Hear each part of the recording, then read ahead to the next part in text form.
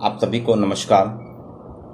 BA द्वितीय वर्ष की हमारी क्लास चल रही है, जिसमें कल हमने जनजाति समाज की चर्चा प्रारंभ की। जनजाति समाज एक ऐसा समाज जो अपना अलग उसका अस्तित्व होता है, अलग संस्कृति होती है, अलग व्यवस्था होती है।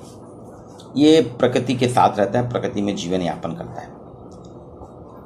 इसकी कुछ जनजाति समाज की कुछ समस्याएं हैं जिसमें हमें चर्चा करना जरूरी है, लाजमी है। जनजाति समाज को प्रशासकों, मानव शास्त्रियों, समाजशास्त्रियों ने सबने अपने अलग अलग दृष्टिकोण से देखा। प्रशासक जहां उनके प्रशासनिक क्षमताओं, प्रशासनिक योगदान पे चर्चा करते हैं, मानव शास्त्री उनकी जीवन के बनावट, रंग, रूप, इस पे अध्ययन करते हैं। समाजशास्त्री उनके सामाजिक पक्ष कि उनकी नातेदारी कैसी, परिवार क्या है, वैवाहिक व्यवस्था क्या है, इनका सहयोग कैसा होता है, उसमें आत्मसात के गुण कैसे होते हैं, उनकी संस्थाएं कैसी हैं, इन आयामों से देखते हैं। और इन्हीं तीनों के अध्ययनों के आधार पे हमने इनको समस्याएं इनकी जानने का प्रयास किया। तीन उसमें बांटी जा सकती हैं। पहला, ये यथा स्थिति में जी रहे हैं, ये आइसोलेशन में, अलगाव में है। दूसरा, इनमें एसिमुलेशन की एक समस्या है, आत्मसात्मीकरण, और इंटीग्रेशन, एकीकरण। ये तीन चीजें जो हैं, हमको इसके आधार पर इनकी समस्याओं को देखना पड़ेगा। अलगाव, आत्मसात्मीकरण, एकीकरण। शुरू से ही जनजातीय समाज ने स्वयं को अलगाव या यथास्था स्थिति, नो चेंज वाली स्थिति में रखा है, जिससे विकास की दौड़ में ये पिछड़ते चलेगा। और इनके ऊपर अलगाववादी होने के कारण, एकीकरण यथास्थिति में रहने के कारण ये आर्थिक आत्मनिर्भरता समाप्त होने लगी, जिससे ये विभिन्न समस्याओं से ग्रसित हो गए। अर्थात इनकी समस्याओं का मूल कारण क्या है? ये अलगाव में रहते हैं, एकांत में रहते हैं, अपने आप को बदलना नहीं चाहते, इनमें गतिशीलता नहीं। ये यथास्थिति में जीवन जीना चाहते हैं, जिसके कारण इनकी जैसे जैसे विकास का क्रम बढ़ता गया, संसाधनों की कमी, प्राकृतिक आपदाओं के कारण ये जो हैं विकास की दौड़ में तो पिछड़े ही, साथ साथ इनके सामने आर्थिक आत्मनिर्भरता समाप्त होने से ये विभिन्न समस्याओं से ग्रसित हो गए। वहीं आत्मसात्मीकरण की प्रक्रिया ने क्या करा कि विभिन्न समस्याओं से ग्रसित होते चले गए। एसिमुलेशन के कारण सब समाज के संपर्क में आने वाले जनजातीय सदस्य उनके विचार, जीवन पद्धति, संसाधनों को आत्मसात करने लगे, जिससे परंपरा और आधुनिकता के कारण वर्तमान में जनजातीय समाज जो है पूरा, वो एक विभ्रम की स्थिति में खड़ा हुआ है। उसे समझ में नहीं आ रहा कि मैं दाएं जाऊं कि बाएं जाऊं कि सीधे जाऊं। ये कुछ परिस्थितियां मेले, साप्ताहिक बाजार में जनजातीय समाज की वित्तीय दृष्टि को नष्ट कर रहे हैं। जितने भी मेला है, बाजार है, इनकी जनजातीय समाज को समाप्त कर रहा है। शिक्षा ने इनके प्रवेश के अनुकूल प्रवेश ना किए जाने से ये लाभान्वित नहीं हो पाए। वहीं एकीकरण का अभाव होता है जनजातीय समाज में, इंटीग्रेशन का। एकीकरण के कारण अपनी पृथक संस्कृति और पृथक जीवन यापन करते हैं। ये विकसित होने की अपेक्षा समस्याग्रस्त होते जा रहे हैं और समाज के साथ एकीकृत भी नहीं हो पा रहे, इंटीग्रेशन भी नहीं हो पा रहा। तो इस आधार पे ठक्कर बापा ने, एक सामाजिक कार्यकर्ता है मंडला के, इन्होंने कुछ समस्याएं इनकी बताई, जिसमें गरीबी, पॉवर्टी, इलिटरेसी, निरक्षरता, स्वास्थ्य, पहुंचमार्ग का अभाव, लैक ऑफ अप्रोच रोड, यहाँ ही रहते हैं वहाँ तक पहुंचमार्ग का अभाव है, प्रशासनिक दोष, नेतृत्व का अभाव, ये समस्या है। वहीं डॉक्टर GS घुरिये ने इनको तीन उसमें बांटा है। उन जनजातियों की समस्याएं जो हिंदू समाज में प्रतिष्ठित स्थान प्राप्त कर चुकी है, एकीकरण की लड़ाई लड़ रही, जैसे राजगौड़, गौड़ जो अब राजगौड़ के नाम से काफी आगे, उनकी अपनी समस्या है। उन जनजातियों की समस्याएं जिनका हिंदुओं से संपर्क होने के कारण आंशिक हिंदूकरण नहीं हो पाया है, जैसे भील, भारिया। उन जनजातियों की समस्याएं जो पहाड़ी क्षेत्रों में निवास करती हैं, जिन्होंने परिवर्तन के प्रति विरोध जगाया कि हमें परिवर्तन नहीं चाहिए। इसमें खासी, गारो आती है नॉर्थ ईस्ट की। ये तीन प्रकार से घुरिये ने इनकी समस्याओं को विभक्त किया। अब इनके मेन जो कारण हैं समस्या के, पहला तो है दुर्गम निवास। ये रहते ऐसे दुर्गम स्थानों में रहते हैं जहाँ पहुंच मार्ग नहीं है, संचार नहीं है, मतलब उपलब्धता ही नहीं है संचार साधनों की, पहुंच मार्ग की, जिससे सब समाज के संपर्क से दूर हो जाते हैं। दूसरा, सब समाज से इनका संपर्क नहीं है। सब समाज के संपर्क ना आना भी जनजातियों में एक समस्या का कारण है। दूसरा, शोषण। सब समाज के जो एडमिनिस्ट्रेटिव पॉइंट है, प्रशासक हैं, ठेकेदार हैं, व्यापारी हैं, महाजन हैं, ये पक्ष जो है प्रशासकीय पक्ष, ठेकेदारी पक्ष, इन लोगों ने क्या जनजातियों की सरलता और सच्चाई का बहुत फायदा उठाया। उनकी ईमानदारी, सरलता, सच्चाई का फायदा उठाकर उनके श्रम का उचित मूल्य नहीं देते हैं, वनोपज उनसे सस्ते दामों में खरीद लेते हैं, जिससे दिन प्रतिदिन ये गरीबी में लिप्त होते जा रहे हैं, इनकी अर्थव्यवस्था गिरती जा रही। शासन व्यवस्था, अब आता है एडमिनिस्ट्रेटिव सेटअप। शासन व्यवस्था के जो स्थापित नियम हैं, कायदे कानून हैं, उन्होंने भी जनजाति समाज के लिए बहुत सी समस्याएं पैदा कर दी हैं। जंगल के कड़े कानून के कारण अब उनके सामने आजीविका का संकट पैदा हो गया है। ये बेसिक फैक्ट हैं जो जनजाति समाज के हैं। अब समस्याएं क्या हैं इनकी, देखिए। पहले खाद्य समस्या, दुर्गम स्थानों में, पहाड़ी जगह में, एकांत में रहने के कारण खाद्यान्न इनके लिए बड़ी मुख्य है। जंगल की जो कंद मूल फल पत्तियां प्राप्त होती हैं, जानवरों का शिकार अब प्रतिबंधित हो गया है, उसी पे निर्भर है। परंपरागत तरीके से खेती करते हैं जिसमें पर्याप्त अन्न नहीं मिलता, तो इनके पास साल भर खाद्य समस्या रहती है। आपको बताऊंगा, मध्य प्रदेश में छिंदवाड़ा जिले में एक पातालकोट वैली है, छिंदवाड़ा से 90 किलोमीटर दूर तामिया में। ये एक कटोरे जैसा है, कई हजार किलोमीटर का कटोरा है जो गहरा है काफ़ी। यहाँ पहुँचने में ही आपको काफ़ी समय लगेगा, कोई रास्ता नहीं, कुछ नहीं। एक कटोरे नुमा है जिसमें भारिया आदिम जनजाति रहती है, प्रिमिटिव ट्राइब। इनके 29 गांव हैं जो पातालकोट कहलाते हैं। ये काफ़ी ऐसा बाउल टाइप का है, घिरा हुआ है, मतलब ऊपर से सड़क मार्ग से इनकी कम से कम जो है 3 से 5,000 फीट गहरा है, और भी ज़्यादा गहरा है। सूरज की सीधी रोशनी नहीं पहुंचती। 12 बजे के बाद तो धीरे धीरे सूरज यहाँ पे अंधेरा छाने लगता है। तो यहाँ खाद्यान्न की ये जो वनोपज मिलती है, जो कुछ मिलता है, उसी पे जीवन यापन कर रहे हैं, तो इनकी खाद्यान्न की समस्या आ गई है। आवास समस्या, आवास भी जनजातियों की एक महत्वपूर्ण समस्या है, क्योंकि इनके घर घास फूस लकड़ी मिट्टी के अस्थायी होते हैं। इसमें अस्वास्थ्यप्रद रहता है, हवा रोशनी का अभाव रहता है। जहाँ रहते हैं वहीं अपने जानवरों का भी निवास रहता है। डिडोरी के पास बैगा चक है, बैगा भी जो है आदिम जनजाति है। इनकी झोपड़ी जहाँ है, जहाँ ये निवास करते हैं, सामने वहाँ ये सुअर पालते हैं।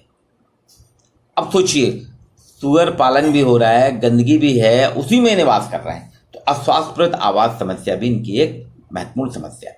ऋणग्रस्तता, बहुत ही सरल भोले भाले होने के कारण, सरल स्वभाव के कारण ये जो वनोपज है, व्यापारी, साहूकार, प्रशासनिक अधिकारियों द्वारा इनका शोषण होता है। विवाह, जन्म और मृत्यु के अवसर पर सामूहिक भोज के लिए ये कर्ज लेते हैं, और फिर उसके कर्ज में स्थानीय साहूकारों के चक्कर में इतना फंस जाते हैं कि पीढ़ी दर पीढ़ी उसी में रहते हैं और मकड़ जाल से निकल नहीं पाते।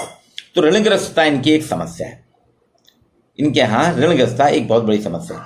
जनजाति समाज जो वनोपज इकट्ठा करता है, खासतौर से छिंदवाड़ा के जो आदिवासी हैं, गौड़ और भारिया और कुछ कोरकू वगैरह भी हैं, ये लोग चिरौंजी, अचार जो होता है उससे चिरौंजी निकालते हैं, ड्राई फ्रूट्स।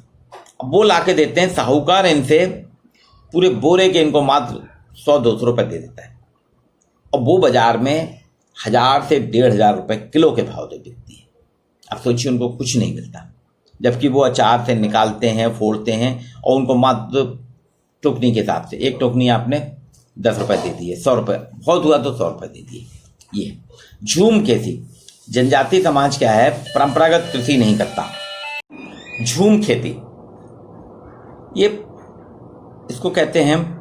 जनजाति समाज क्या करता है, एक जगह जमीन को अपनी खेती योग्य बनाता है, और वहाँ पे जो सूखे पत्ते वगैरह रहते हैं, घास वगैरह रहती है, सूख जाती है गर्मी में, उसमें बीज छिड़क देता है, फैला देता है, और फिर जैसे ही बारिश का पानी आता है तो वो उसमें अंकुरित हो जाते हैं।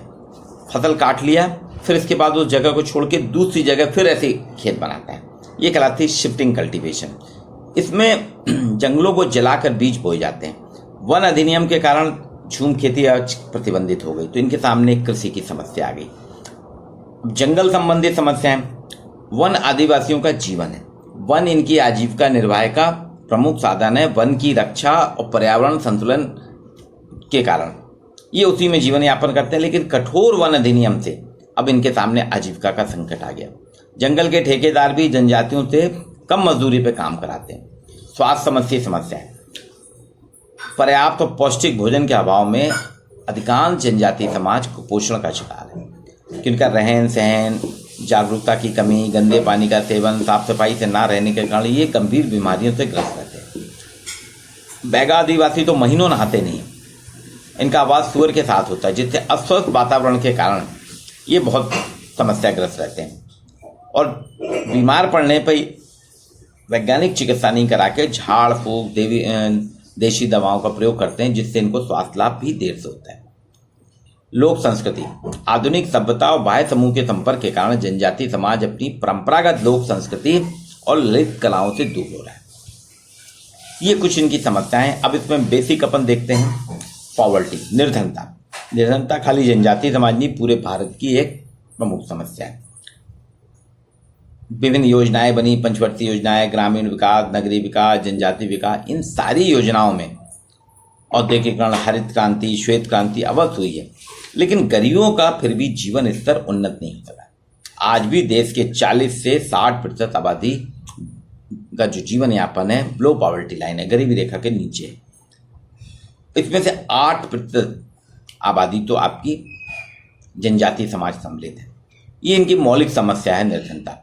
मनुष्य के पास जब आधारभूत आवश्यकताएं, रोटी, कपड़ा, मकान के साथ साथ स्वास्थ्य और शिक्षा पाने के लिए पर्याप्त आय नहीं होती, तो उसे कहा जाता है कि ये निर्धन है। भारत सरकार ने तो इसके मानक रखे हैं कि 2140 कैलोरी ऊर्जा प्रतिदिन व्यक्ति को मिले गांव में, और शहर में और वार्षिक आमदनी 11,000 रुपये से कम है तो वो निर्धन माना जाएगा।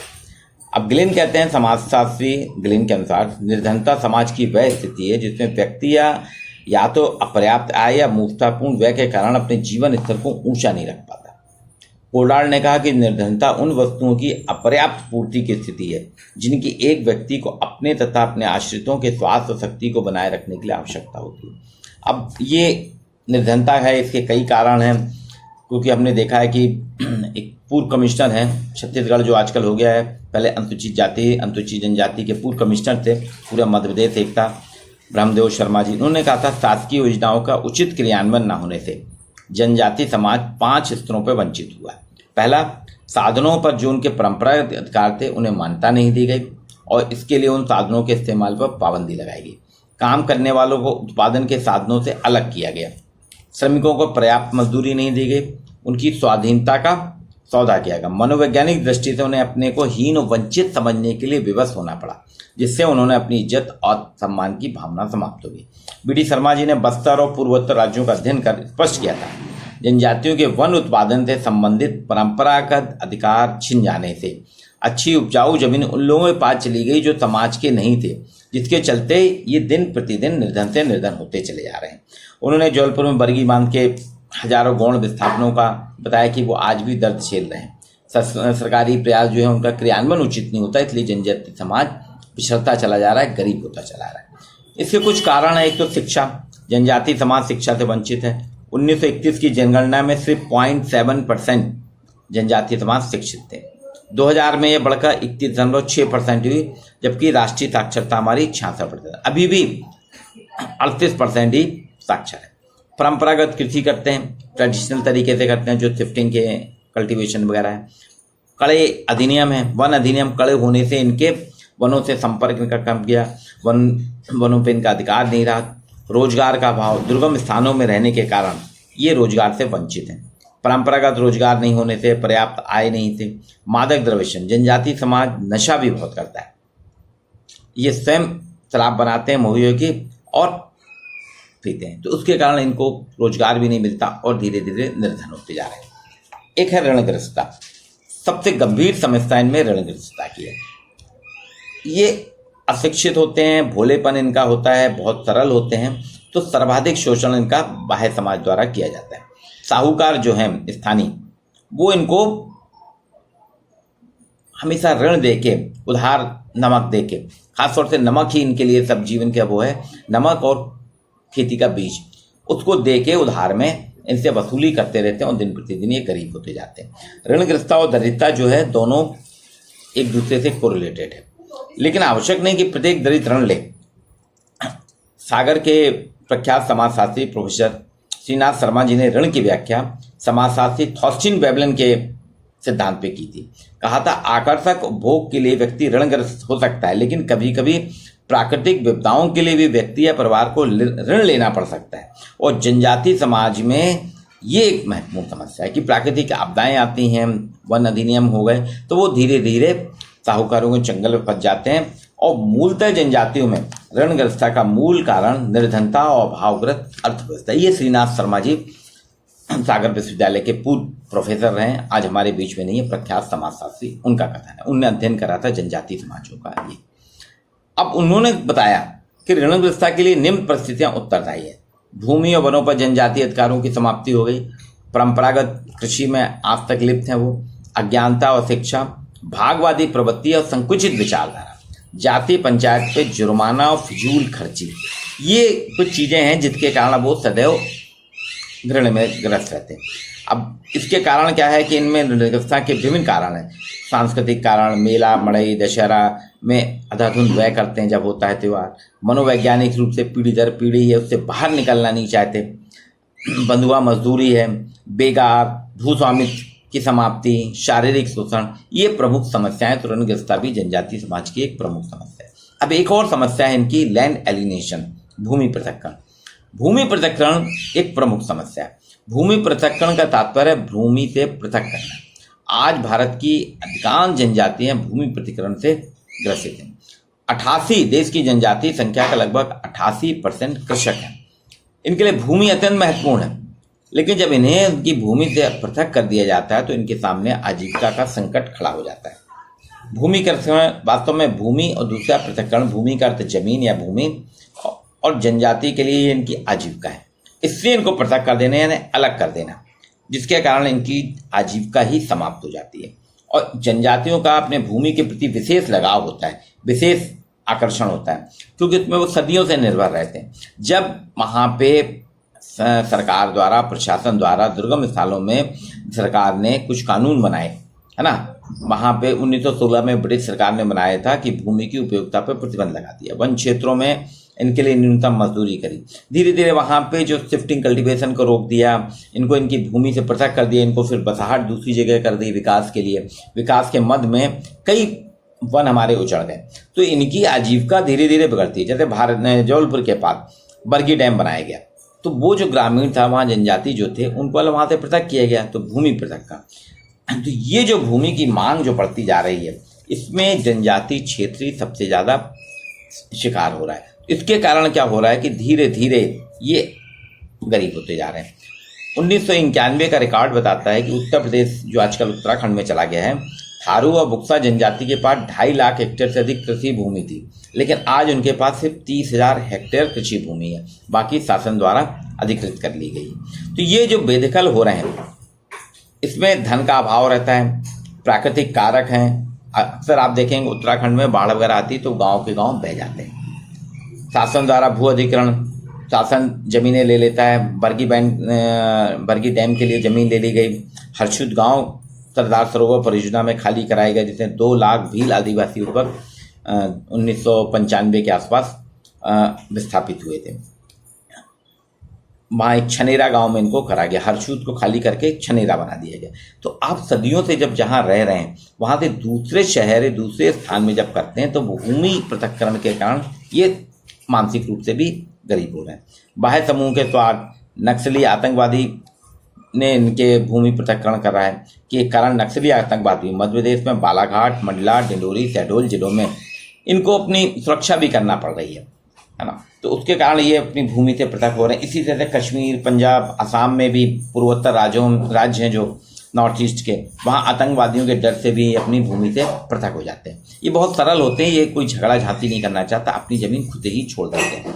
तो ये जो है प्रण, इसके कारण ये मनोवैज्ञानिक, सामाजिक, आर्थिक रूप से दिन प्रतिदिन गरीब होते जा रहे हैं। इसके लिए वास्तव में होना क्या चाहिए कि सरकार को आगे आना होगा, सरकार को इनमें संरक्षण की चेतना और सामर्थ्य पैदा करना पड़ेगी। इनको विकास की गति में लाने के लिए इनके लिए दुर्गम स्थलों में संसाधन उपलब्ध कराना पड़ेगा, कृषि को विकसित करना पड़ेगा, इनके हस्तशिल्प की मार्केटिंग करना पड़ेगी, इनके लिए बाजार उपलब्ध कराना पड़ेगा। एक और है जनजाति समस्या, बेरोजगारी। बेरोजगारी हालांकि पूरे सब समाज की है, लेकिन जनजाति समाज में अपनी परंपरागत कलाएं थी, ये लकड़ी का काम बहुत बढ़िया करते हैं, मिट्टी का काम बहुत बढ़िया करते हैं, लेकिन अब धीरे धीरे औद्योगिकरण के दौर में अपनी परंपरागत कलाओं से ये दूर होते जा रहे हैं, ये भूलते जा रहे हैं। परंपरागत कलाओं से भूल जाने के कारण जनजातीय समाज सिर्फ नौकरी देख रहा है, वो नौकरी करना चाहता है, स्वरोजगार नहीं कर रहा है। अपने बेरोजगारी इसलिए हो रही कि अपने जो संसाधन इनके थे खुद बनाते थे, बहुत से झाड़ू बनाते थे, चटाई बनाते थे, अपने घर खुद बनाते थे, अब ये बाजार पे डिपेंड हो गए, तो जिनके कारण निरंतर जीविकोपार्जन के लिए शहर की ओर पलायन करते हैं और शहर में भी रोजगार घट रहे हैं, जिससे इनको बेरोजगारी का सामना करना पड़ता है। तो भूमि पृथक्करण, बेरोजगारी, गरीबी, ये कुछ बेसिक समस्याएं हैं जनजातीय समाज की, जिसके कारण पूरा जनजातीय समाज ग्रसित है और वो विकास की दौड़ से धीरे धीरे पिछड़ता जा रहा है।